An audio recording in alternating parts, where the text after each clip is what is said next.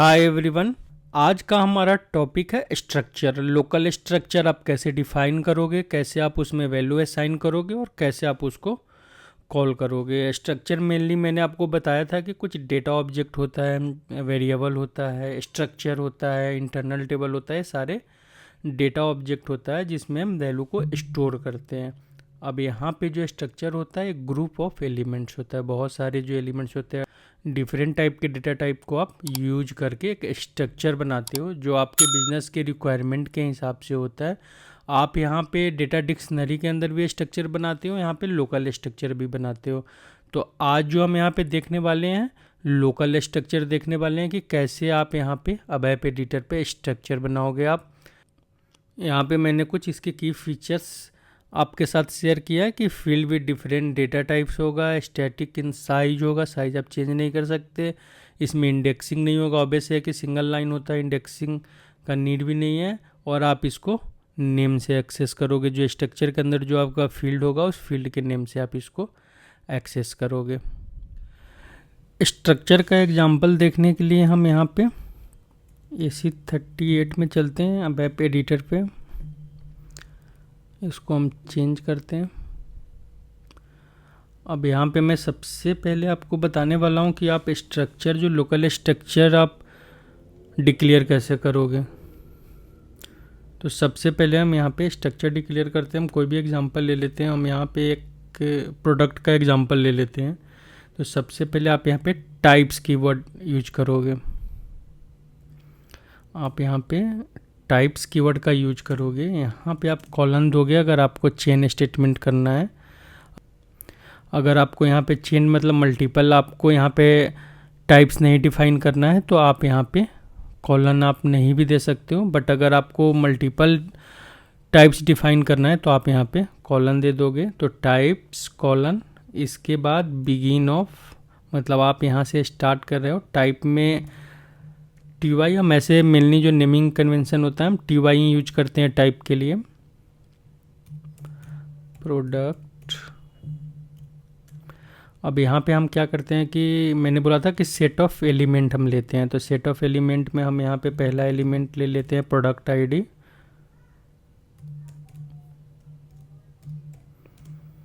एक किस टाइप का हम कर लें, कैर 40 कर लेते हैं, सॉरी कैर 10।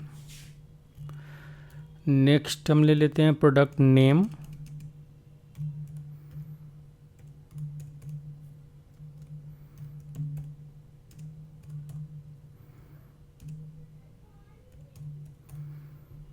प्रोडक्ट नेम कैर 30 का कर लेते हैं, 30 कैरेक्टर तक का हो सकता है।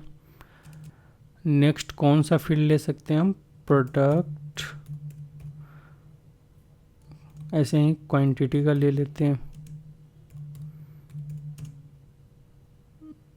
इंटीजर टाइप का होगा।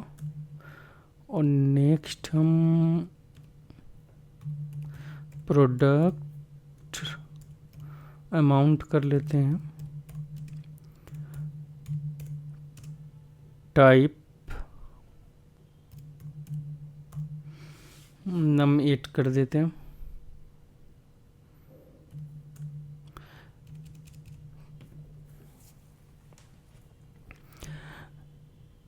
जब आप सारा एलिमेंट डिक्लेयर कर दोगे तो फिर आप यहाँ पे एंड ऑफ से इसको बंद कर दोगे।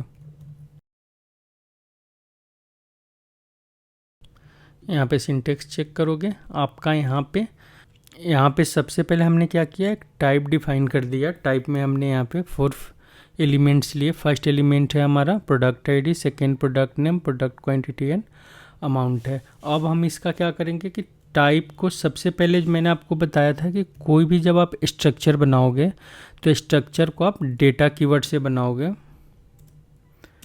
तो यहाँ पे डेटा, सपोज हमें लोकल स्ट्रक्चर बनाना है तो हम यहाँ पे इसका नाम LS product local structure product type में आप यहाँ पे TY प्रोडक्ट कर दो।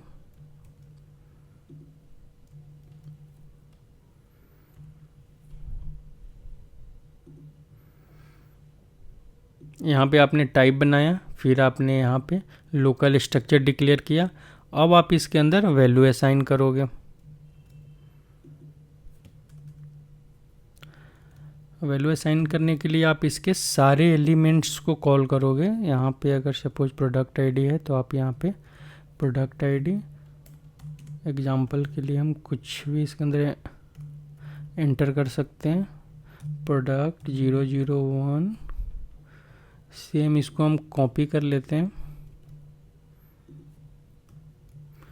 2 3, टोटल 4 फील्ड है। हम यहाँ से एलिमेंट्स को कॉपी करते हैं और एलिमेंट्स को यहाँ पे पेस्ट करते हैं।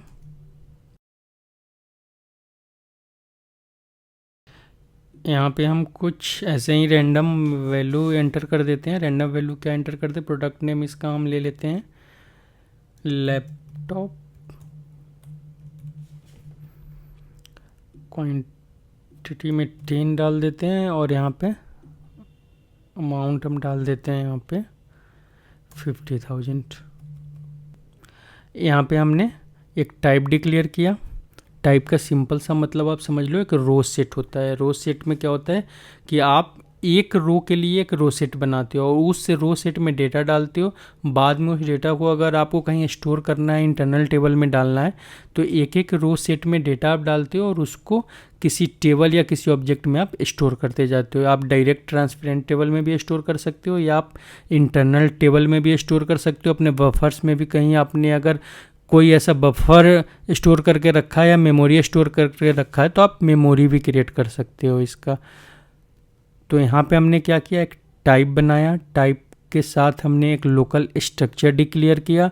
फिर हमने स्ट्रक्चर के अंदर वैल्यू असाइन किया। अब इसको हम कॉल करते हैं, प्रिंट करते हैं। इसको प्रिंट करने के लिए हम क्या करेंगे, राइट स्टेटमेंट लिखेंगे। यहाँ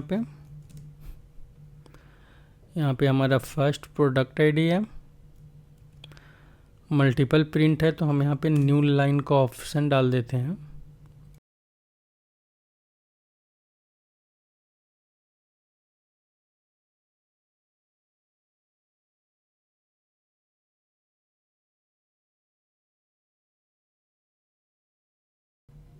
अब यहाँ पे हमने राइट स्टेटमेंट में सारे एलिमेंट डाल दिए। हम यहाँ से एक्टिवेट करते हैं, फिर हम यहाँ से एग्जीक्यूट करते हैं। यहाँ पे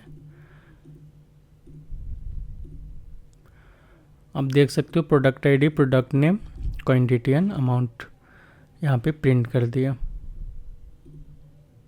इस एग्जांपल में मैंने आपको बताया कैसे आप टाइप बनाओगे। फिर टाइप बनाने के बाद अब लोकल स्ट्रक्चर कैसे डिक्लेयर करोगे। लोकल स्ट्रक्चर के बाद आप उस स्ट्रक्चर के अंदर वैल्यू कैसे असाइन करोगे और आप उसको कॉल कैसे करोगे।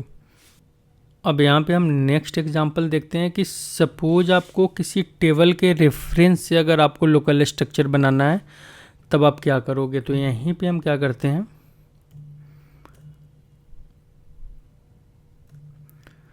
बिगिन ऑफ टी कौन सा टेबल ले लें। हम यहाँ पे क्या करते हैं, ऑर्डर का हेडर टेबल ले लेते हैं, VVAKM। यहाँ पे हम एंड ऑफ VVAK करते हैं। अब चलकर हम VVAK के अंदर फील्ड देखते हैं कि कौन कौन सा फील्ड हम यहाँ पे ला सकते हैं। एक और सेशन हम ओपन कर लेते हैं। सेशन ओपन करने के बाद हम AC16N में जाएंगे।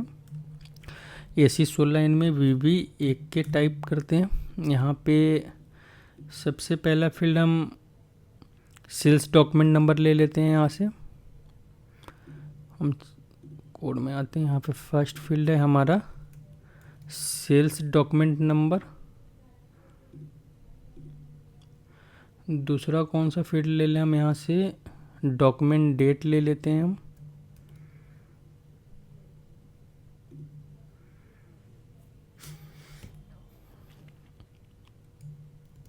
डॉक्यूमेंट डेट ले लिया। और कौन सा फील्ड हम ले सकते हैं, यहाँ से डॉक्यूमेंट टाइप ले सकते हैं।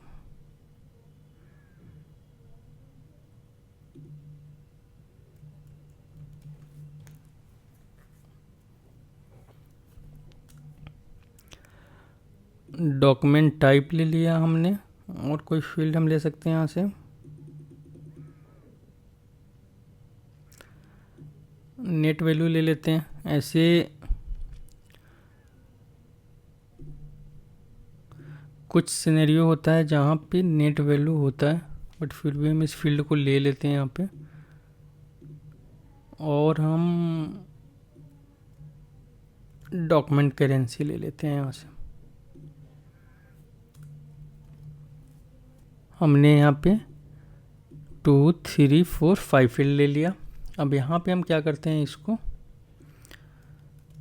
सारा एलिमेंट हम यहाँ पे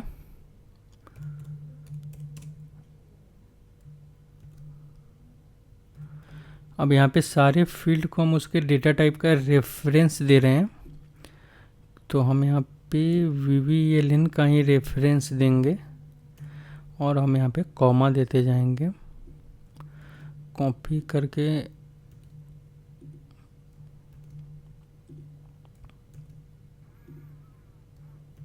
ऐसे ज़्यादा इजी होता है कि बस आप यहाँ से फील्ड का नेम चेंज कर दो बस।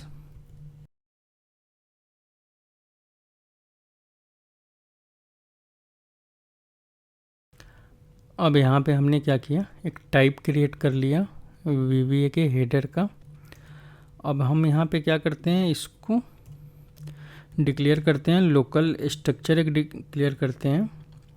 VBA के टाइप हमारा कौन सा होगा, तो जो अभी हमने टाइप बनाया उसी टाइप का हमने एक लोकल स्ट्रक्चर बना लिया। अब हम यहाँ पे क्या करते हैं कि हम डायरेक्ट अब यहाँ पे टेबल से डेटा लेते हैं। तो टेबल से डेटा लेने के लिए हम क्या करेंगे, पहले इस फील्ड्स को कॉपी करते हैं। एक हमारा ये एग्जाम्पल है, दूसरा हम यहाँ पे LSVBA के हम यहाँ पे सिलेक्ट स्टेटमेंट लगाते हैं। सिलेक्ट, हमें कौन कौन सा फील्ड चाहिए यहाँ पे,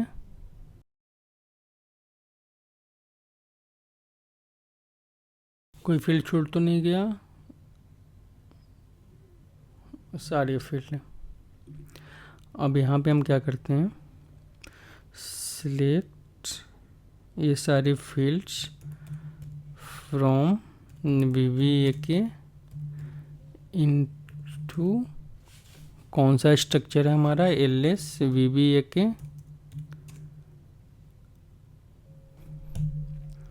यहाँ पे कोई एरर है, हाँ ये आपको एरर आएगा हमेशा यहाँ पे कि सिलेक्ट और एंड सिलेक्ट के लिए बोलेगा, क्योंकि यहाँ पे जब भी आप स्ट्रक्चर में वैल्यू स्टोर करोगे या सिंगल वेरिएबल में स्टोर करोगे तो आपको यहाँ पे सिंगल लगाना है हमेशा।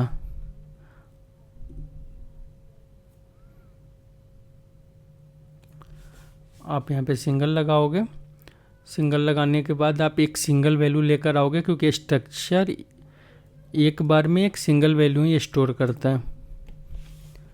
यहाँ पे हम क्या करते हैं, राइट का सेम स्टेटमेंट यहाँ पे हम कॉपी कर लेते हैं, बस फील्ड्स चेंज कर देते हैं। हम यहाँ पे हमारा स्ट्रक्चर कौन सा है, यहाँ पे LSVBA के है।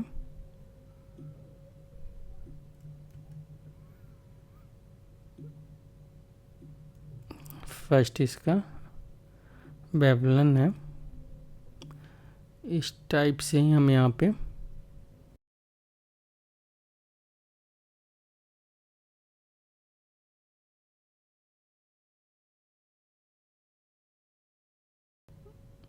एक फील्ड हमारा रह गया। हम इसको यहाँ पे क्या करते हैं, नीचे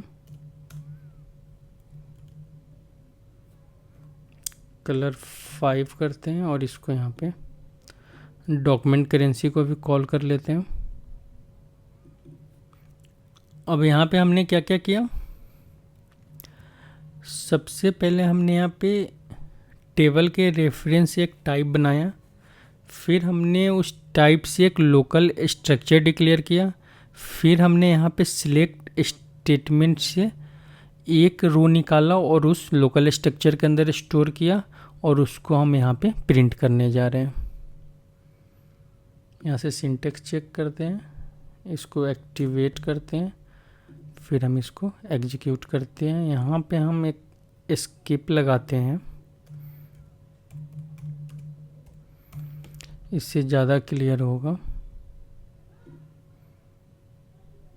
सॉरी, अभी हमने एक्टिवेट नहीं किया था। यहाँ पे सेल्स ऑर्डर नंबर, उसका date, order type, amount and document currency. अभी जो मैंने आपको एग्जांपल दिया था, ये एग्जांपल था कि आप किसी टेबल के रेफरेंस से स्ट्रक्चर कैसे क्रिएट करोगे। अब यहाँ पे नेक्स्ट हम देख रहे हैं कि सपोज हमने फर्स्ट बताया कि आप इनबिल्ट डेटा टाइप का यूज करके कैसे आप स्ट्रक्चर क्रिएट करोगे, किसी टेबल के रेफरेंस से आप स्ट्रक्चर कैसे क्रिएट करोगे। थर्ड पॉइंट हम देख रहे हैं कि अगर आपको नेस्टेड स्ट्रक्चर क्रिएट करना है तो आप नेस्टेड स्ट्रक्चर कैसे क्रिएट करोगे।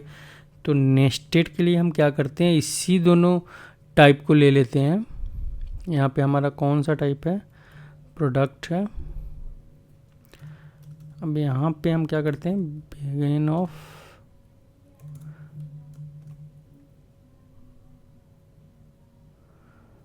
यहाँ पे प्रोडक्ट एंड VBAK को हम नेस्टेड कर रहे हैं, मतलब दोनों स्ट्रक्चर को हम इसी स्ट्रक्चर के अंदर डालने वाले हैं।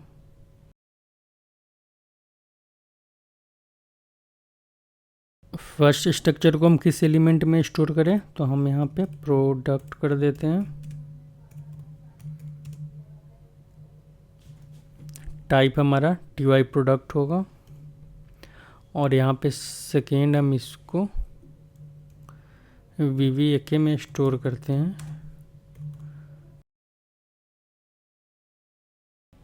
इसके अंदर हमने नेस्टेड स्ट्रक्चर डाला, फिर अब हम क्या करते हैं, इसको भी यहाँ पे, इसको यहाँ पे एक स्ट्रक्चर के नाम से इसको हम डिक्लेयर करते हैं। इसका नाम हम प्रोडक्ट सेम नेम रखते हैं, टाइप TY प्रोडक्ट VBAK जो हमने यहाँ पे टाइप बनाया है। अब हमने यहाँ पे क्या किया, एक टाइप बना दिया, जिस टाइप के अंदर हमने ऊपर के इस दोनों टाइप को डाल दिया। अभी हमारा नेस्टेड हो जाएगा इस स्ट्रक्चर के अंदर, और इसको हमने यहाँ पे क्या किया, लोकल स्ट्रक्चर, डेटा से हमने एक लोकल स्ट्रक्चर बना दिया। अब हम इस लोकल स्ट्रक्चर को कॉल करते हैं। अब हम यहाँ पे इसको असाइन कैसे करेंगे वैल्यू, तो मैं आपको दिखा रहा हूँ कि आप इसमें वैल्यू कैसे असाइन करोगे। अब यहाँ पे आप देखो कि आपने जो प्रोडक्ट स्ट्रक्चर के अंदर जो आपने वैल्यू असाइन कर रखा है, LS प्रोडक्ट है उसका नाम, और आपने जो VBAK के अंदर जो वैल्यू आपने यहाँ से टेबल से कॉल किया है LS VBAK है। तो आपको यहाँ पे सिंपल सा करना है, इस स्ट्रक्चर का नाम, यहाँ पे आपको माइनस का सिंबल जिसको हम डैश बोलते हैं, इसके बाद प्रोडक्ट, ये प्रोडक्ट कौन सा है, तो यहाँ पे आपने जो एक एलिमेंट यहाँ पे प्रोडक्ट के नाम से बनाया है, इक्वल टू आप इस LS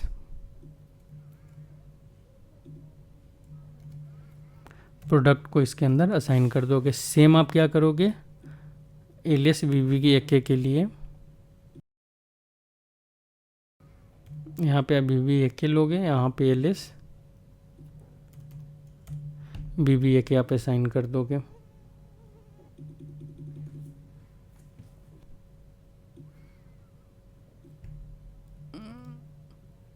अब इसको कॉल करने के लिए आप क्या करोगे, यहाँ पे सिंपल सा है, आप यहाँ पे LS VBAK प्रोडक्ट, अब यहाँ पे सपोज आपको प्रोडक्ट आईडी चाहिए तो इसके आगे इस LS प्रोडक्ट को आप इससे रिप्लेस कर दोगे। अगर सपोज आपको प्रोडक्ट नेम चाहिए तो सेम आप इसको यहाँ से सिर्फ आप LS प्रोडक्ट को रिप्लेस करोगे। LS प्रोडक्ट VBAK आपका एक जो स्ट्रक्चर है उसके अंदर एक दूसरा स्ट्रक्चर है प्रोडक्ट, इस प्रोडक्ट के अंदर एक एलिमेंट है प्रोडक्ट नेम। सेम यहाँ पे जो फर्स्ट स्ट्रक्चर है इसके अंदर एक प्रोडक्ट स्ट्रक्चर है और इसके अंदर एक एलिमेंट है प्रोडक्ट आईडी। हम यहाँ पे क्या करते हैं, दो दो फील्ड दोनों स्ट्रक्चर से ले लेते हैं। हम यहाँ पे दो VBAK से भी ले लेते हैं। तो हम यहाँ पे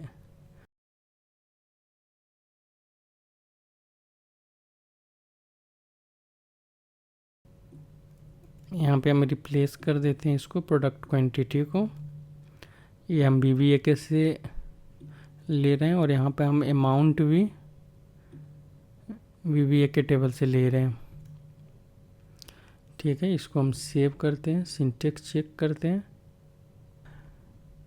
यहाँ पे हमने एलिमेंट का नेम चेंज नहीं किया था, यहाँ पे हमने BBAK एलिमेंट बनाया था, हमने यहाँ पे 2 एलिमेंट बनाया था इस टेबल के अंदर। अब हम यहाँ पे सिंटेक्स चेक करते हैं, एक्टिवेट करते हैं एंड इसको कॉल करते हैं। यहाँ पे जो फर्स्ट सेकंड फील्ड है आपका प्रोडक्ट आईडी और प्रोडक्ट नेम, ये आपका फर्स्ट स्ट्रक्चर प्रोडक्ट स्ट्रक्चर से, और सेकंड यहाँ पे जो क्वांटिटी और आपका यहाँ पे नहीं, यहाँ पे क्वांटिटी नहीं, ये आपने ऑर्डर नंबर लिया है और अमाउंट लिया है, ये आपने दूसरे स्ट्रक्चर से लिया है। यहाँ पे आप स्किप 1 कर सकते हो।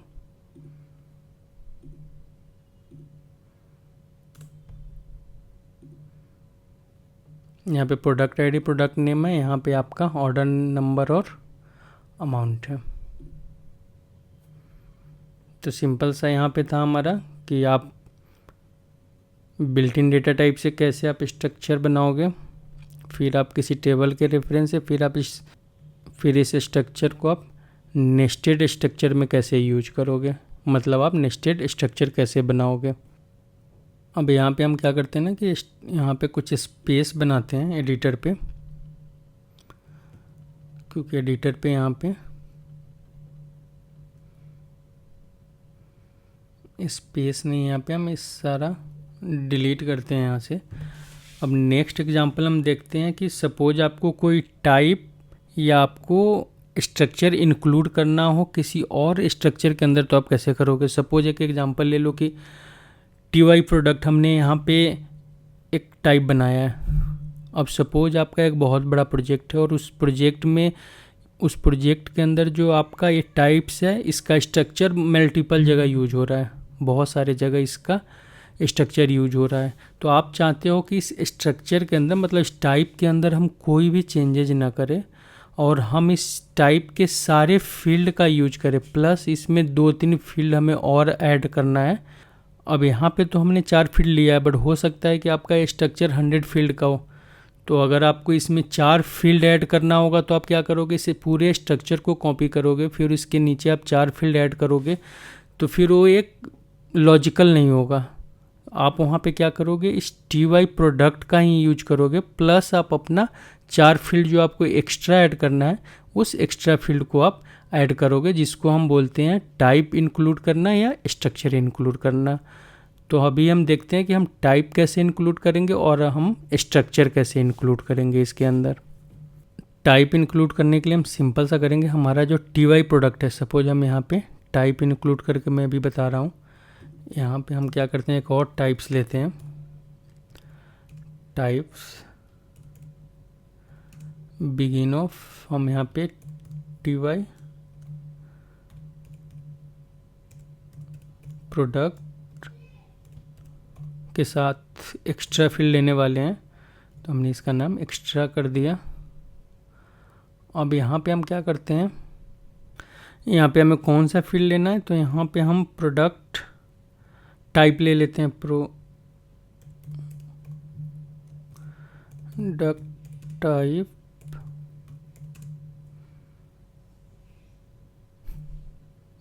यहाँ पे हम चेंज करेंगे इसको, टाइप कैटेन, फिर नेक्स्ट एक और फील्ड हम ले लेते हैं product date,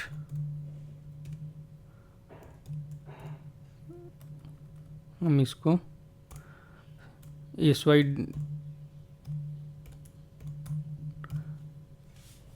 system field type का बना देते हैं, यहाँ पे सिस्टम वेरिएबल टाइप का। अब इसको हम यहाँ पे क्या करेंगे, टर्मिनेट कर देंगे। हमने यहाँ पे डॉट डाला, हमने इसको यहाँ पे टर्मिनेट कर दिया। अब टर्मिनेट करने के बाद आप यहाँ पे इंक्लूड करोगे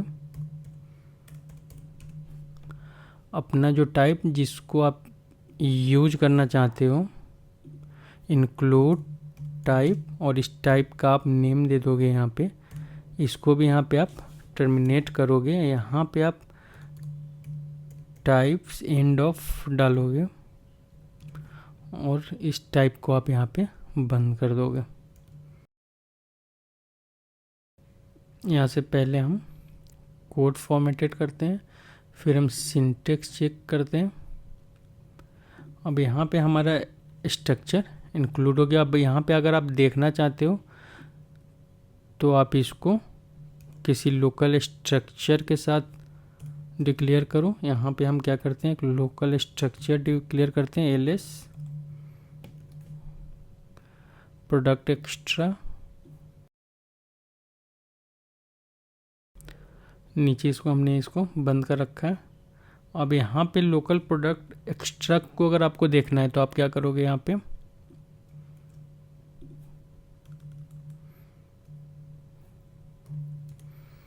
सिर्फ यहाँ पे हम इसको ब्रेक पॉइंट लगाकर देख सकते हैं। अगर डैश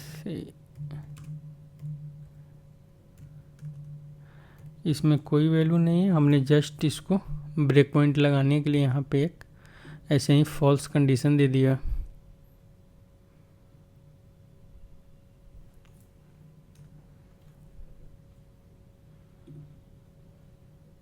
इसको हम एग्जीक्यूट करते हैं। अब यहाँ में ब्रेक पॉइंट जहाँ पे हमने लगाया था यहाँ पे लाया। अब इस वाले स्ट्रक्चर पे जब आप डबल क्लिक करोगे तो आप देखोगे यहाँ पे प्रोडक्ट टाइप, प्रोडक्ट डेट के साथ यहाँ पे जो आपका ऊपर वाला जो टाइप था उसका चारों फील्ड यहाँ पे आपका ऐड हो गया है। मतलब आपने क्या किया कि 2 फील्ड अपना एक्स्ट्रा ऐड किया, प्लस आपने ऊपर वाले टाइप का यूज कर लिया। यह है हमारा कि आप टाइप इंक्लूड कैसे करोगे इसके अंदर। यहाँ से हम इफेक्ट या इस बटन के क्लिक से बाहर निकल सकते हैं। सेम अगर आपको यहाँ पे स्ट्रक्चर को इंक्लूड करना हो, यहाँ पे बना हुआ स्ट्रक्चर है हमारा ls प्रोडक्ट। अगर हमें स्ट्रक्चर इंक्लूड करना है तो हमें सेम करना है कि जहाँ पे आपने स्ट्रक्चर बनाया है उसके नीचे आपको ये वाला टाइप लगाना है, क्योंकि इसके ऊपर आप लगाओगे तो स्ट्रक्चर आपने यहाँ पे डिक्लेयर किया है तो ऊपर ये स्ट्रक्चर आपको मिलेगा ही नहीं। तो इसके लिए आपको यहाँ पे इंटर करके यहाँ पे लगाना है और आपको क्या करना है, यहाँ पे इंक्लूड स्ट्रक्चर करना है और इस स्ट्रक्चर का आपको यहाँ पे नाम देना है। इसका हम एक्स्ट्रा 1 कर देते हैं क्योंकि इसको हमने स्ट्रक्चर के साथ बनाया है। सॉरी, हम इसको कॉपी करते हैं। यहाँ पे एक्स्ट्रा 1 को भी हम देख लेते हैं। तो यहाँ पे हम क्या करते हैं, सबसे पहले फॉर्मेटेड करते हैं, syntax check, product extra is unknown. Oh sorry,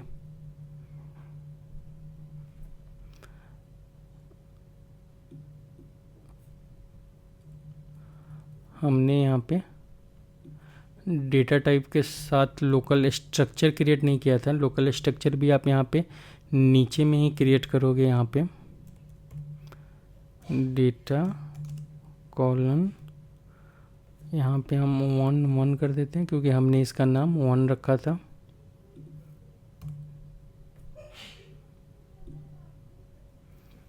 अब यहाँ पे हमने स्ट्रक्चर क्रिएट कर दिया। अब इसको हम सबसे पहले एक्टिवेट करते हैं। कभी भी आप एक्टिवेट करना, उसके बाद ही आपका यहाँ पे ब्रेक पॉइंट लगेगा।